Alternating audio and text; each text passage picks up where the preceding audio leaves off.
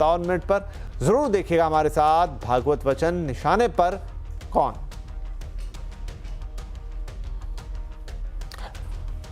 Coaching centres अब top करने वाले छात्रों के फोटो को मुफ्त में विज्ञापन देने के लिए इस्तेमाल नहीं कर पाएंगे। कंज्यूमर अफेयर मंत्रालय कोचिंग सेंटर्स पर नकेल कसने की तैयारी कर रहा है। इससे जुड़ी गाइडलाइंस इसी हफ्ते जारी हो सकती है। डिटेल्स के साथ जुड़ गए हैं हमारे सहयोगी असीम मनचंदा। तो असीम, किस तरह की सख्ती अब कोचिंग सेंटर्स पे हो सकती है? अभी आपने देखा होगा कि जो भी छात्र किसी भी कॉम्पिटिटिव एग्जाम में पहली 10 रैंक लेकर के आते हैं तो उनकी फ़ोटो सारे अखबारों में छपती है और सभी कोचिंग सेंटर इस बात का दावा करते हैं कि इस छात्र ने हमारे यहाँ पर कोचिंग ली है। लेकिन अब ऐसा नहीं होगा। कंज्यूमर मंत्रालय बाकायदा इसको लेकर के एक गाइडलाइंस लेकर के आने वाला है। कोचिंग सेंटर को सारी जानकारी पहले से ही बतानी होगी कि इस छात्र ने यहाँ पर कौन सा कोर्स लिया, उस कोर्स की ड्यूरेशन क्या थी, ये जानकारी उसको अपने विज्ञापन के साथ बतानी होगी।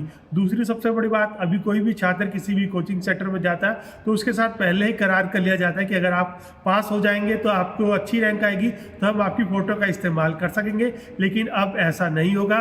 जब छात्र परीक्षा में अच्छी रैंक लेकर के आ जाएगा तो कोचिंग सेंटर को उसके बाद उससे दोबारा से परमिशन लेनी पड़ेगी। इसके साथ जो छात्र है उसके पास भी एक बार्गेनिंग पावर होगी कि वो अपने कोचिंग सेंटर को अपनी फ़ोटो का इस्तेमाल करने दे या नहीं करने दे। तो इस तरह की कई सारी गाइडलाइंस है जिसको लेकर के सरकार अपनी तैयारी कर रही है। अब इसी हफ्ते के अंदर ये गाइडलाइंस जारी हो सकती हैं। अगर कोई कोचिंग सेंटर गाइडलाइंस को पालन नहीं करता तो उसे अनफेयर ट्रेड प्रैक्टिस माना जाएगा और उस कोचिंग सेंटर के खिलाफ कार्रवाई की जाएगी।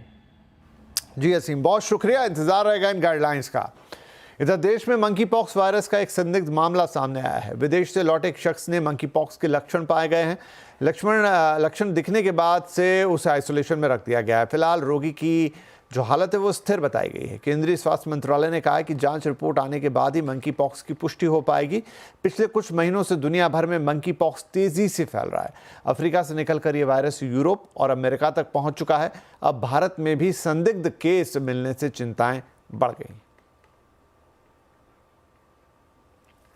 तो चलिए यहां पर एक छोटा ब्रेक ले लेते हैं, लेकिन ब्रेक के उस पार कुछ और खबरें और गणपति उत्सव की झलकियां।